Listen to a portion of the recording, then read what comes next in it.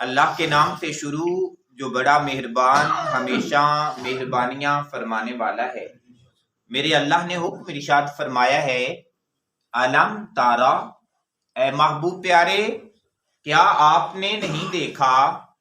الی الذین، ان لوگوں کی طرف، اوتو، جنہیں عطا کیا گیا، نصیباً، ایک وافر حصہ، من الکتاب، کتاب کا، کہ وہ لوگ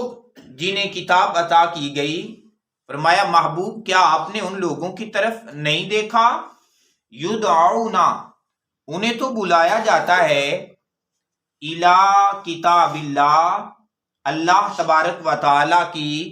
کتاب کی طرف۔ جیسے پچھلی آیت کریمہ میں ہم نے دیکھا کہ اللہ کے محبوب نبی صلی اللہ علیہ وآلہ وسلم لوگوں کو دین کی، توحید کی دعوت دیتے رہے، لیکن بہت سے ایسے لوگ تھے جو اپنی بات کے اوپر اڑ گئے، اور اللہ تعالیٰ نے وہ جو بات پہ اڑے اس کا سبب یہ بیان کیا، فرمایا وہ ضد نے انہیں روک لیا کہ وہ حق کی طرف نہ آئے۔ پھر اللہ تعالیٰ کے محبوب نبی صلی اللہ علیہ وآلہ وسلم نے فرمایا میں اور جو میری پیروی کرنے والے ہیں، فرمایا ہم تو اللہ تعالیٰ کی فرما برداری اختیار کرنے والے ہیں،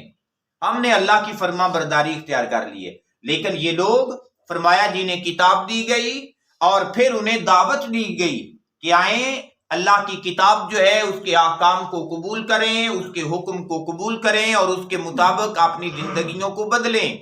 آپ آئیں کتاب کی طرف، لیحکما، تاکہ وہ فیصلہ فرما دے، بینہم، ان کے درمیان، کہ انہیں کیا کرنا ہے اور کیا نہیں کرنا، ان کے لیے کون سے کام جائز ہیں اور ان کے لیے کون سے کام ناجائز ہیں، تاکہ کتاب ان کے سامنے واضح کر دے حق کیا ہے اور باطل کیا ہے۔ فرمایا ثم، اور جب انہیں یہ دعوت دی جاتی ہے، اس طرف بلایا جاتا ہے، پھر ہوتا یہ ہے کہ یتولا، پھر جاتا ہے، فریق منہم، ان کی ایک جماعت، ان کا ایک گروہ اس بات سے پیچھے ہٹ جاتا ہے، حالانکہ وہ دعویٰ کرتے ہیں کہ وہ بھی پہلے آسمانی کتابوں کی اسلامی تعلیمات کو ماننے والے ہیں۔ میرے اللہ نے ارشاد فرمایا وَهُمْ مُعْرِضُونَ، وہ ہیں ہی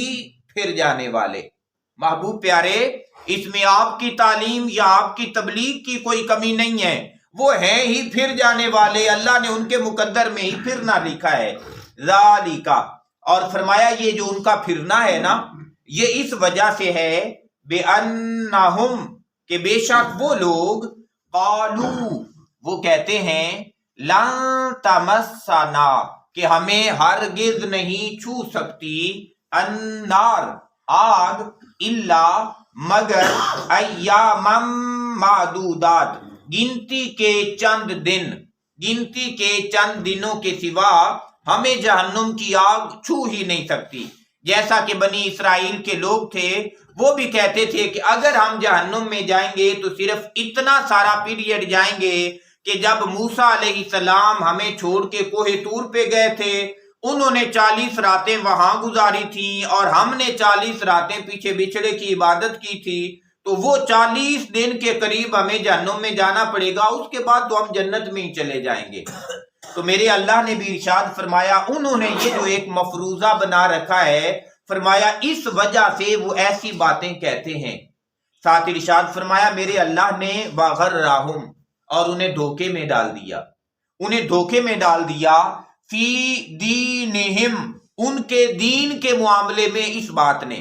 یہ جو بات تھی اس سے وہ دھوکا کھا گئے، اور دھوکا کھا کے تو اپنی دنیا بھی برباد کر بیٹھے اور اپنی آخرت بھی برباد کر بیٹھے۔ کیوں آخرت اور دنیا کیوں برباد ہو گئی؟ کیونکہ انہوں نے نبی آخر الزماں حضرت محمد مصطفیٰ صلی اللہ علیہ وآلہ وسلم کی تعلیمات کو قبول نہ کیا۔ اب قیامت تک نجات اسی بندے کا مقدر ہے جو اللہ کے محبوب نبی صلی اللہ علیہ وآلہ وسلم پہ ایمان لائے، حضور کی نوکری اور غلامی کو قبول کر لے۔ جیسے کلندر لاہوری نے بھی فرمایا کہ کی محمد سے وفا تو نے تو ہم تیرے ہیں، یہ بات کہ جو حضور کا وفادار ہو گیا، حضور کا نوکر ہو گیا، کامیابی اس کے لیے ہے، اور جو در رسول صلی اللہ علیہ وآلہ وسلم سے دور ہو گیا وہ مردود ہے، اس دنیا میں بھی، قبر میں بھی اور حشر میں بھی۔ تو فرمایا ان کے اس مفروضے نے ان کے دین کے معاملے میں جو انہوں نے بنا رکھا تھا اسی نے ان کو دھوکے میں ڈالا. وما کانو، اور جو کچھ وہ تھے، یفترون، بہتان باندھتے، یعنی اپنے سابقہ سلسلے کو بچانے کے لیے طرح طرح کی باتیں گھڑتے، طرح طرح کے بہتان گھڑتے اور سمجھتے اور کہتے کہ ہم ہی ٹھیک ہیں، حالانکہ جو حضور سے دور ہوا وہی خراب ہے، وہی برباد ہے اور وہی مردود ہے. اللہ تعالیٰ سے دعا ہے کہ میرا اللہ ہمیں اپنی زندگی اپنے پیارے دین اور اپنے محبوب صلی اللہ علیہ وآلہ وسلم کی سنت کے نام لگا کے گزارنے کی سعادت عطا فرمائے. اور جتنے صوفیاء کرام بالخصوص ہوئے، صوفیاء کرام نے بھی دین کا مغز جو ہے جسے طریقت کہتے ہیں، اسی طریقت کو اپنایا اور لوگوں کو اللہ کے دین کے ساتھ جوڑنے کی کوشش کی. اور یہی وجہ ہے جنہوں نے ساری زندگی لوگوں کو اللہ کے دین کے ساتھ جوڑا، آج بھی ان کے آستانے آباد ہیں، آج بھی وہاں اللہ اللہ ہو رہی ہے. تو گویا اگر ہم بھی چاہتے ہیں کہ ہماری آنے والی نسلوں میں بھی دین باقی رہے تو ہمیں دیندار بن کے زندگی گزارنی چاہیے. جو خود دیندار رہا پھر میرے اللہ کا فضل ہوتا ہے، مہربانی ہوتی ہے، میرا اللہ ان کی آنے والی نسلوں کو بھی دین سے سرفراز فرما دیتا ہے. اللہم صلی علی سیدنا و مولانا محمد. اللہم صلی علی و مولانا محمد وعلی آلہ وصحبہ وبارک وسلم. کر سب